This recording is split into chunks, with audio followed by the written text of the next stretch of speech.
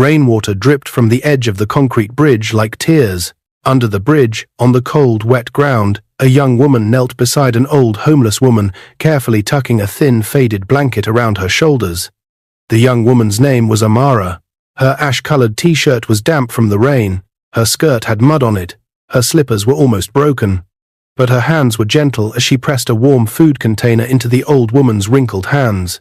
"Mama Ruth, please eat," Amara whispered softly. "The night is cold." Streetlights cast a weak orange glow under the Oshodi bridge in Lagos. Danfo buses rumbled above. Cars rushed past in the distance. But down here, it felt like a different world, dark, forgotten, and lonely. Mama Ruth shivered and looked up at Amara with tired eyes. "Why do you still care for me, my child?" the old woman asked in a shaky voice. "You barely have enough for yourself." Amara smiled, though her stomach growled. She had eaten only a small piece of roasted corn that day, but she did not talk about that. "Because you are not a dog or trash, Mama," she replied. "You are somebody's mother. You are important." As she spoke, Amara did not know that someone was watching them. Not far away, the smooth body of a black SUV stood still under the bridge, its engine quiet. The car looked strange in that place, like it did not belong there at all. Inside the SUV, behind the tinted glass, a man sat in the driver's seat, staring. He wore a dark suit. His wristwatch shone when the streetlights hit it. His jaw was tight. His eyes were fixed on the scene in front of him, on the poor orphan girl, sharing her only blanket with a homeless woman everyone else avoided. His name was Chief Daniel, one of the richest men in Lagos. His heart beat faster as he watched Amara bow her head and whisper a small prayer over Mama Ruth's food, asking God to protect her. The billionaire swallowed hard. "Is this her?" he said quietly to himself. The poor orphan with a heart of gold. A single tear slipped down his cheek. What Chief Daniel would discover in the days to come would shake his world, break his pride, and force him down on his knees in front of this same girl. But that night, he only watched. And then, something happened that made his hand freeze on the steering wheel. Mama Ruth turned her face to the side, and the streetlight fell fully on her. Chief Daniel's eyes widened. His breath caught in his throat. "No," he whispered. "It cannot be." The old woman's face looked familiar. Too familiar. His fingers began to tremble. He leaned closer to the glass, trying to see her clearly. Was this really? The sound of a loud horn above shook him out of his thoughts. A truck rumbled over the bridge, and for a second, shadows broke the light. He lost sight of her face. His heart pounded. He gripped the steering wheel, torn between fear and hope. Could the homeless woman this orphan had been feeding be the same person his family believed was gone forever? The same woman he had been searching for? His missing mother? Before he could move, before he could open the door, the rain picked up again. Amara quickly stood, shielding Mama Ruth's food from the drops with her own body. Chief Daniel closed his eyes for a brief moment. "If this is really her," he whispered, voice shaking, "then this girl has been saving my mother's life." He did not know yet, but he was about to find out. Hours before that shocking moment, the day had started like any other hard day in Amara's life. The sun had been hot over the busy Lagos road. Dust rose as cars and Danfo buses passed. People shouted prices. Hawkers ran between vehicles, selling pure water, bread, and groundnuts. Beside the road, near a broken wooden kiosk, Amara bent over a small charcoal grill, fanning the fire with a piece of cardboard. She was 23 years old, but her eyes looked older, like someone who had seen too much pain. Her kiosk was small and weak. Some planks were missing. When the wind blew too hard, it shook like it wanted to fall. Amara lived there alone. It was not really a house. It was more like a half-broken box. But it was all she had. On the small table beside her, a few yellow and white corns lay on a tray. She turned them over slowly on the fire, listening to the crackling sound, smelling the sweet roasted scent. "Roasted corn, hot corn, 50 naira," she called out in a clear voice. Some people stopped to buy. Some walked past her like she did not exist. A few glanced at her old clothes and rolled their eyes. One woman in a clean office dress took her corn and frowned at Amara. "Young girl like you should be in school," she said sharply. "Not standing here like this." Amara smiled politely. "Yes, ma, I wish so too." But when the woman walked away, she whispered, "School needs money. Money that I do not have." Amara's parents had died years ago. An accident took them away when she was still a child. There were no uncles who wanted her. No aunties came for her. She grew up learning to survive on her own. Some nights she cried quietly, hugging her knees inside the kiosk. But most days she worked. She roasted corn in the sun and in the rain. She saved every little coin. She dreamed of something better, but she did not know when it would come. Still, no matter how hard her day was, she had a rule she never broke. She always kept a piece of food for Mama Ruth. Every evening. Even when she was hungry. And everyone in that area knew it. They saw her carrying a small plate and a bottle of water under the bridge when people were going home. They heard her soft voice talking to the old woman. Some laughed at her behind her back. "Can you imagine?" One man said one day at her stall, shaking his head. "This girl has nothing, yet she is feeding that mad old woman under the bridge. Waste of time." Another woman nodded. "That woman is cursed. Her own children left her. Why should a stranger care?" Amara heard them, but pretended she did not. When they left, she sighed and wiped her hands on her apron. "If I were the one under that bridge," she murmured, "I would want somebody to remember me too." That same week, something strange started happening. People began to talk about a black SUV that sometimes parked far away, watching the roadside. Some said it belonged to a politician. Others said it belonged to a crime boss. Amara noticed it a few times, but did not think much about it. Rich people's cars did not concern her. She had enough worries. But someone inside that SUV was watching her closely. Chief Daniel had heard about her from one of his drivers. The man had said, "Ogre, there is a girl who sells corn by the roadside. She is very poor, but every night she feeds one homeless old woman. People call her the Orphan with a heart of gold." At first, Chief Daniel did not care. He had his own problems, business meetings, contracts, and a painful, empty space in his heart when he thought of his missing mother. But the story of the girl kept coming back to him. A poor girl being kind when she had almost nothing. A homeless old woman nobody respected. Something about it would not leave his mind. So one day, when his heart felt heavy and the memory of his mother hurt more than usual, he told his driver, "Take me there. I want to see this girl with my own eyes." That was how he ended up under Oshodi Bridge that rainy evening, staring at Amara and the old woman she called Mama Ruth. Back under the bridge, the rain slowed again to a soft drizzle. Amara finished covering Mama Ruth with her only blanket. She shivered, but she smiled. "I will come again tomorrow, Mama," she said. "Please eat before the food gets cold." Mama Ruth held her hand, weakly. "God will bless you, my child. One day you will not sleep in that kiosk again. One day you will be more than this road." Amara laughed softly. "I don't know how, Mama." But the old woman's eyes were clear. "I know," she said, "because kindness always comes home." As Amara turned to leave, pulling her thin scarf tighter around her shoulders, bright headlights suddenly washed over them. The black SUV rolled slowly closer, its engine humming. Amara froze. Mama Ruth squinted at the light. The SUV stopped just a few steps away. The engine went off. For a long moment, nothing happened. The air felt heavy. Amara's heart thumped in her chest as she stared at the dark-tinted glass. Who was inside? Why were they here? Then, with a quiet click, the back door of the SUV slowly swung open. For a few seconds, nothing in the world moved. The rain stopped. The wind paused. Even the sound of cars above the bridge seemed to fade. Amara stood, frozen beside Mama Ruth, staring at the open SUV door. Her heart beat so loudly she could almost hear it. She had seen many strange things under Oshodi Bridge, but nothing like a billionaire's car stopping right in front of her. Then a tall man stepped out of the SUV. He held an umbrella in one hand. The streetlight caught his face, strong jawline, tired eyes, suit slightly damp from the rain. He looked like someone who carried heavy secrets. He looked like someone who didn't belong in a place like this. Amara quickly took a step backward, scared he might be someone dangerous. Mama Ruth held her hand weakly. The man walked slowly toward them, each step sinking into the muddy ground. His face was trembling. His hands were shaking. His eyes, focused on Mama Ruth, were filled with something Amara did not understand. Fear, hope, and pain.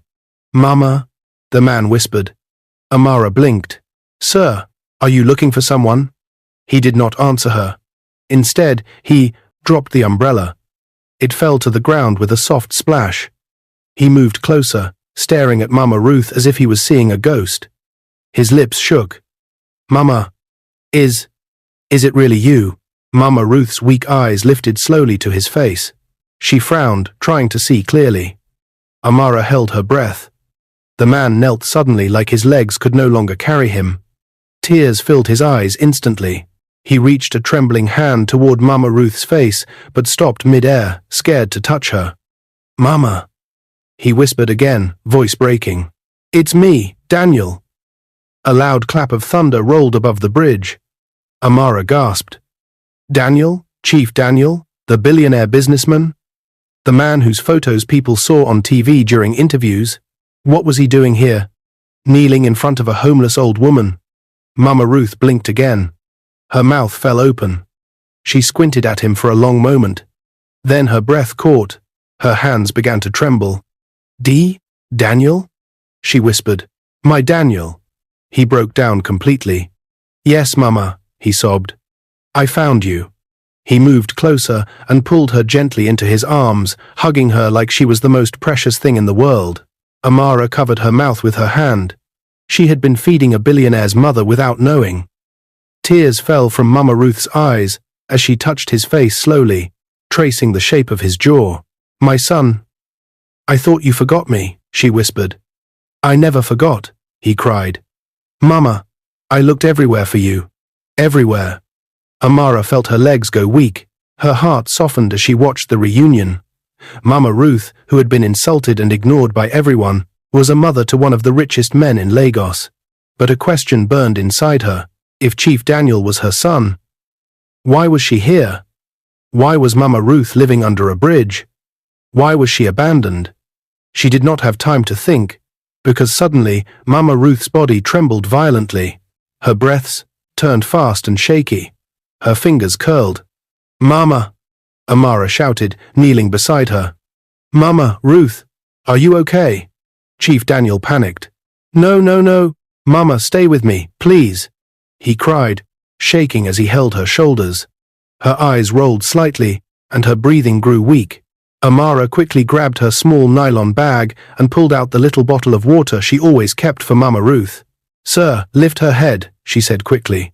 He obeyed immediately. Amara placed the bottle gently on Mama Ruth's lips, helping her take small sips. The old woman's breathing slowed a little, but her eyes stayed half-closed. Amara looked up at Chief Daniel, her voice trembling. "We need to take her to a hospital now." Chief Daniel did not hesitate. He stood up, wiped his tears, and signaled his driver. "Open the back seat," he shouted. Within seconds, the driver ran over and swung the door wide. Daniel turned to Amara. "Help me lift her carefully," he said.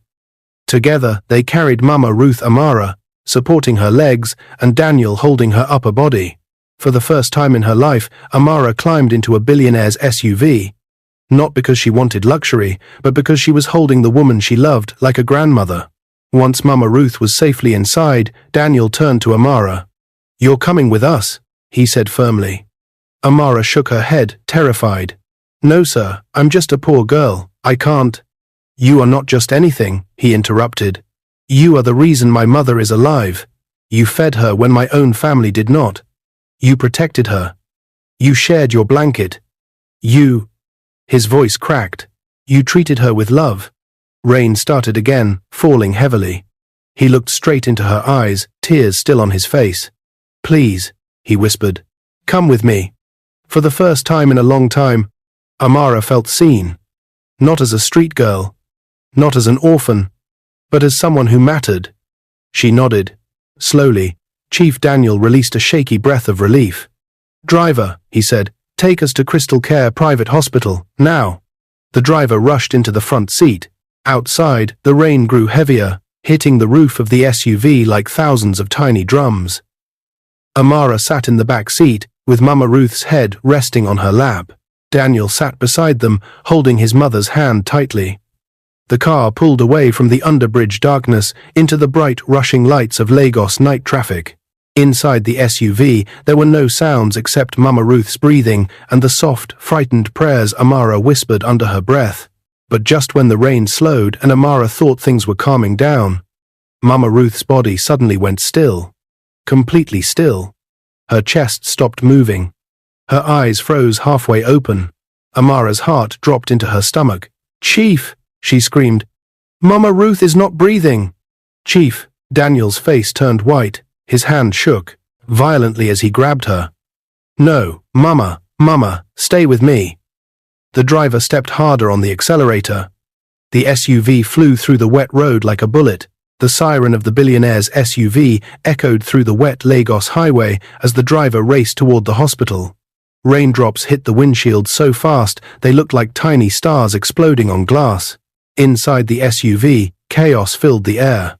Amara held Mama Ruth's head on her lap, shaking with fear. Her hands trembled. Her voice cracked. "Chief, she's not breathing. She's not. Chief." Daniel leaned forward, panicking, his face pale like someone watching his whole world sink. Mama, please," he shouted, gripping her cold hand. "You're all I have," the driver yelled from the front. "Oga, we are almost there. 2 minutes." But 2 minutes felt like a lifetime. Amara placed her ear close to Mama Ruth's nose and mouth. Nothing. No breath. Her heart beat even faster. "Chief," she stammered. "We can't wait. We have to do something now." Daniel's voice shook. What do we do?" "Amara, tell me." Amara had no medical training. She didn't even finish secondary school. But she remembered a video she once watched on a stranger's phone when waiting for change at a shop, CPR instructions. She swallowed hard, her palms were sweating, her whole body trembled. But she made a choice. A brave one. "Chief, hold her shoulders," she said quickly. "I'll try something." Daniel froze for a moment, shocked that this poor girl knew what to do better than he did. Then he nodded and gently supported his mother's upper body. Amara placed both hands on Mama Ruth's chest, hands that roasted corn, hands that washed dirty water containers, hands that had never been to a classroom with a science lab, hands full of courage.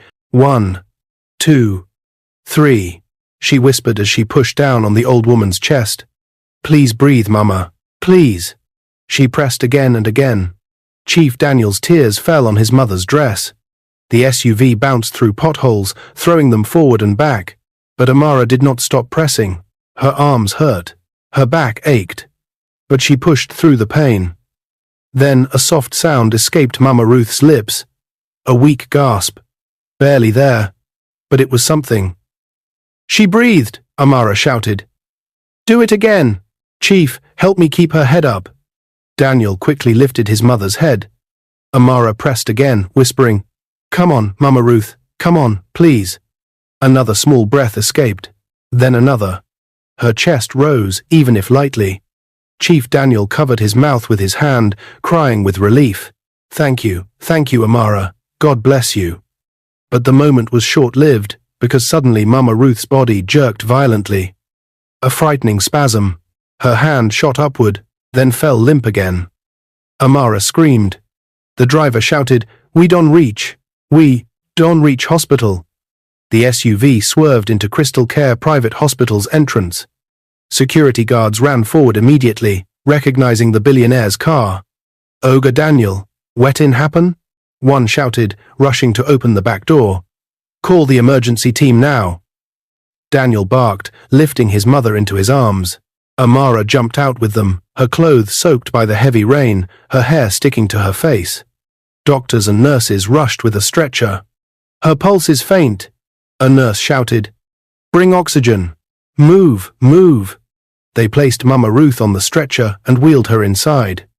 Daniel tried to follow, but a doctor blocked him at the emergency doors. "Sir, please stay outside," the doctor said. We need space to work. But that is my mother, Daniel shouted, shaking with fear. We understand, sir, the doctor replied gently. But let us help her. The doors closed, and the hallway fell silent, except for the gentle humming of hospital machines. Amara stood soaked, shivering from both rain and fear.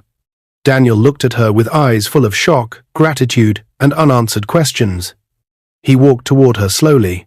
Amara, he whispered. You saved my mother. Amara shook her head quickly. Sir, I didn't save her. I only tried. He interrupted her. No, you saved her. You gave her food. You kept her warm. You gave her hope. And today, you gave her breath. Amara's eyes filled with tears. She wasn't used to anyone thanking her. Most people ignored her. Some insulted her. Others walked past her like she didn't exist. But here was a billionaire speaking to her like she mattered. She lowered her gaze. I only did what I could. Daniel inhaled deeply and wiped his face. You are more than you think you are, he said softly. Before Amara could respond, the doctor returned. His face was serious. Daniel rushed toward him. Doctor, how is she? The doctor sighed. She is stable for now, he said. But her condition is very delicate. Amara exhaled sharply in relief, almost falling to her knees. Daniel held onto the doctor's arm. Can I see her? Yes, the doctor replied, but only for a short time. They rushed down the hallway and entered the small hospital room. Mama Ruth lay on the bed, with tubes connected to her nose. A heart monitor beeped steadily beside her. Her skin looked pale, her breathing was slow. But she was alive. Daniel's legs weakened, but he held onto the rail of the bed. Amara stood at the foot of the bed, staring with painful hope. Then, Mama Ruth slowly opened her eyes. They flickered, unfocused at first. Then they settled weakly on Amara. My child, she whispered. Amara hurried forward. Mama, I'm here. A small smile touched the old woman's lips. You see, kindness always comes home. A soft knock came at the door. A nurse entered and whispered something to Daniel. He froze. Then he slowly turned to Amara. His face looked confused, and then worried. Amara, he said softly, there is something you need to know. Something you won't believe. Her heart skipped. What is it? She asked.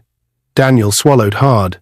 The CCTV camera under the bridge captured everything for the past few weeks, he said slowly. And someone just sent me the full footage. Amara frowned. Footage of what? He took a deep breath. Of you, he said. And of Mama Ruth. Amara blinked. Yes, sir, I know. I always feed her there. Daniel shook his head. His voice became quiet. No, Amara. He pointed at the nurse's tablet screen. There is something else in that footage. Something I need to show you. The nurse handed him the tablet. Daniel tapped the screen. The video began. Amara leaned forward, and what she saw next made her gasp so loudly the doctor rushed back into the room. Chief Daniel, the doctor shouted. What happened? Daniel held the tablet tightly. His voice was shaking. It's the footage, he whispered. It's not just about Mama Ruth. He looked at Amara with wide, stunned eyes. It's about Amara too. The screen replayed something shocking, something impossible, something that changed everything. Amara's heart thumped loudly as she stared at the tablet in Chief Daniel's shaking hands. What is in the video? She whispered. Daniel swallowed hard. Amara, you need to sit down. But Amara didn't sit. She couldn't. Her legs were stiff, her fingers trembling, her chest tight with fear and confusion. Sir, please, she said in a small voice. Show me. Chief Daniel tapped the screen. The video started. Grainy night footage appeared recorded from the CCTV camera under Oshodi Bridge. Amara saw herself entering the frame barefoot, carrying her usual small plate of food and her worn-out blanket. She watched herself kneel beside Mama Ruth, smiling softly. But then, the camera zoomed out wider. A second figure appeared from the shadows. A woman, tall, slim, wearing a scarf. She stood far behind Amara, watching silently. Amara gasped. Who is that? She whispered. Watch, Daniel said quietly. On the screen, the mysterious woman moved closer, but stayed hidden behind one of the concrete pillars. She watched Amara feed Mama Ruth every single night. She stayed only long enough to confirm the old woman was safe, then she always disappeared back into the darkness. Amara covered her mouth with her hands. Is she following me? She cried softly. Is she stalking me? Daniel shook his head. No, she's not stalking you. Then who is she? Daniel paused. His voice lowered. She is connected to your past. Amara's stomach twisted. My past? Sir, I have no past. My parents died when I was little. I have no family. Daniel gently touched the tablet again and zoomed in on the mystery woman's face. Her scarf shifted slightly. The camera caught her face clearly for the first time. Amara froze. Her knees buckled. Her breath left her body. Because the woman in the footage had Amara's eyes, Amara's nose, Amara's exact cheek shape. Just older. Just sadder. Just running. Amara stepped back until her back hit the wall. No, she whispered, shaking her head violently.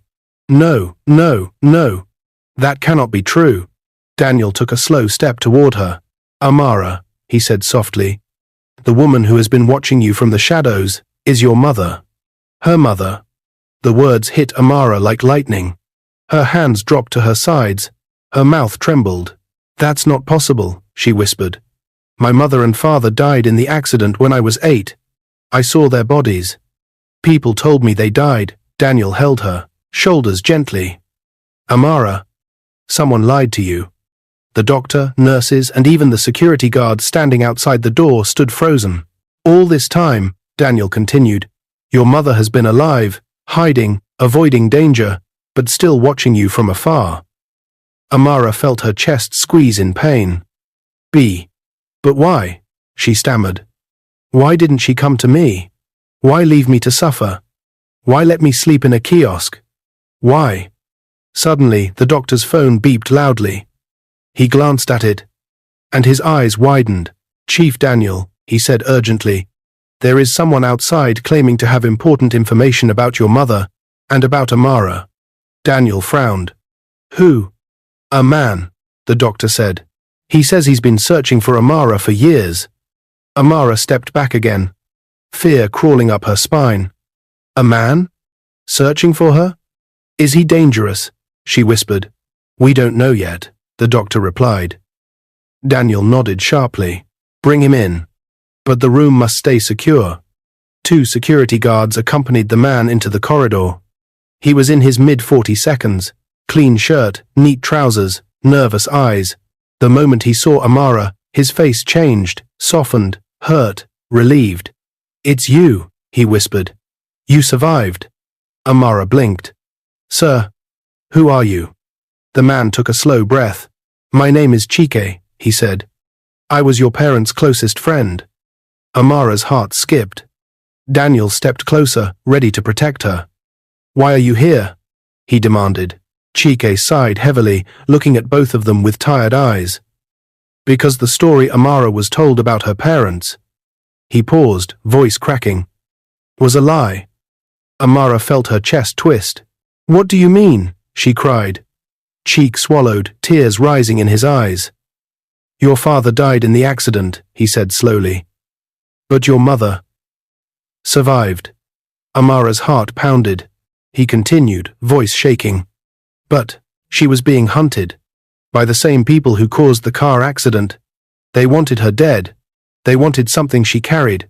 Something important. She knew if she stayed with you, you would be in danger too. Amara covered her mouth. Her legs trembled. So she left you at the safest place she could and ran. Amara burst into tears. Her mother had left her to save her.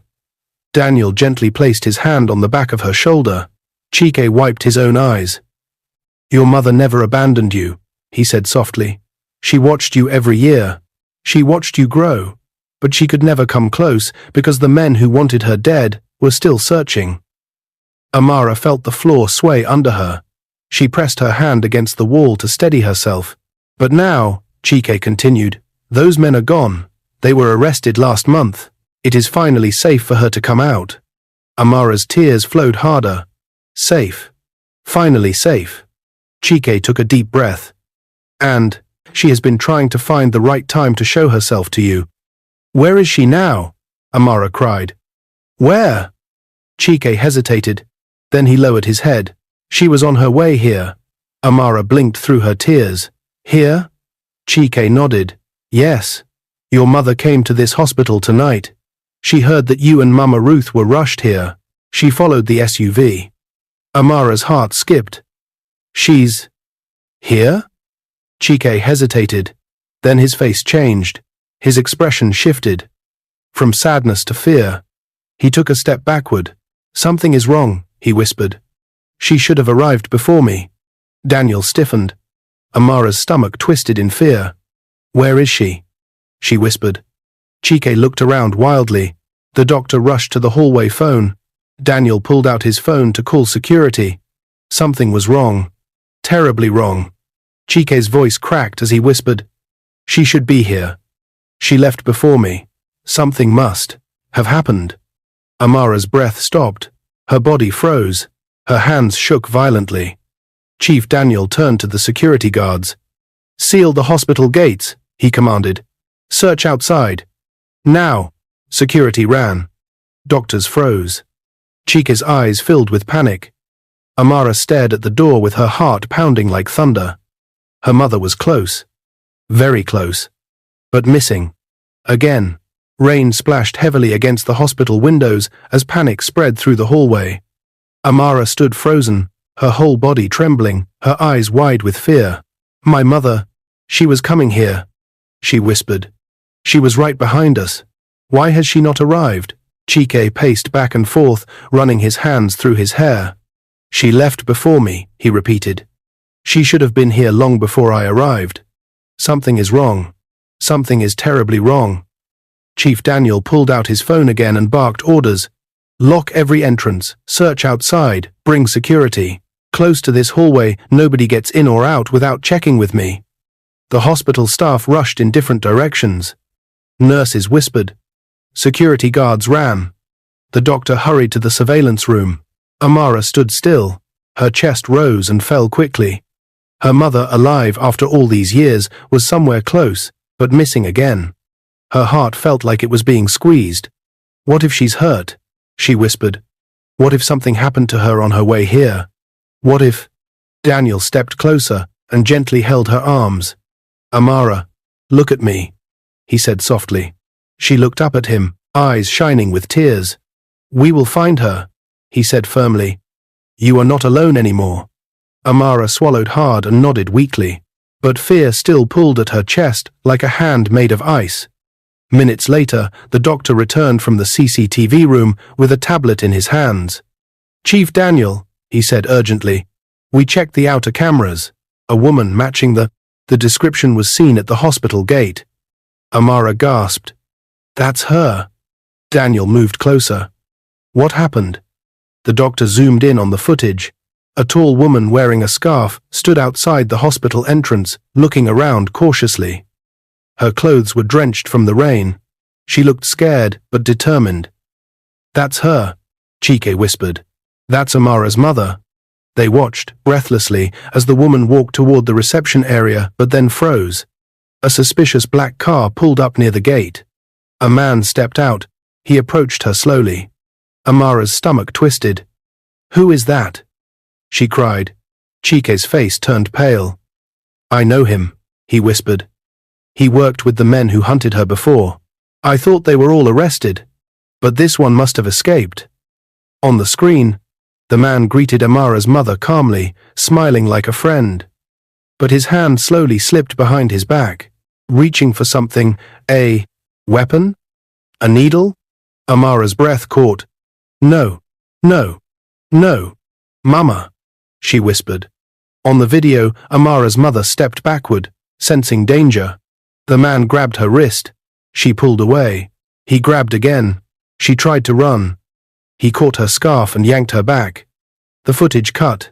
Signal lost. The tablet went silent. The room fell still. Amara slowly lowered the device, her mouth shaking. My mother was taken? She whispered in disbelief. Because of me? Her knees buckled beneath her. Daniel caught her before she fell. No, he said, shaking his head firmly. Not because of you. Because of them. Because they wanted something she protected. Amara cried into his shoulder. Chika clenched his fists. We have to find her, he said. But right now, the most dangerous place is outside. That man may still be watching. Daniel nodded. Security has already sealed everything. She will not leave this city without us finding her. Amara wiped her tears. She came to me. She risked her life to see me. I have to help her too. Daniel looked at her with a mixture of admiration and sadness. You are brave, he whispered. Braver than you know. A nurse rushed in. Chief Daniel, she said breathlessly, Mama Ruth is asking for Amara. Amara ran to Mama Ruth's room with her heart pounding. Daniel followed. Mama Ruth lay on the bed, looking very weak. Her breathing was slow, but her eyes opened when she heard Amara's footsteps. My child, she murmured, smiling faintly. Amara rushed to her side and held her hand tightly. Mama, I'm here, she whispered. I'm right here. Mama Ruth blinked slowly. I heard everything, she whispered. Your mother, she is alive. She was trying to reach you. Amara's lips trembled. Yes, Mama. Mama Ruth squeezed her fingers gently. You must not give up. No matter what, she said softly. I want to see you find her. I want to see your heart healed. Daniel stepped closer. Mama, he said, voice shaking. I promise you we will find her. I will never lose you again. I will not let anything happen to Amara either. Mama Ruth lifted her hand and touched his cheek. My son, she whispered. You have a good heart. But this girl, she smiled weakly toward Amara. She has the purest heart I have ever seen. Amara cried softly. Mama Ruth continued. When I was hungry, she fed me. When I was cold, she gave me her blanket. When I was forgotten, she remembered me. She paused to breathe. She saved me. Daniel looked at Amara with deep emotions, but Mama Ruth was not finished. And now, you must save her too. Amara wiped her tears and nodded. I will, Mama. I will. Mama Ruth smiled softly. Good, my child. Kindness. Always, always. Her voice faded, her eyes closed. Amara gasped. Mama. Daniel stepped forward. Mama Ruth. A nurse rushed in. She checked the heartbeat monitor. Then she looked up. She's okay, the nurse said softly. She's sleeping, her body is very tired, but she is stable, she needs rest.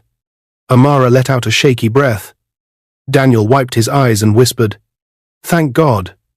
Mama Ruth lived, but Amara's real mother was still missing in the night.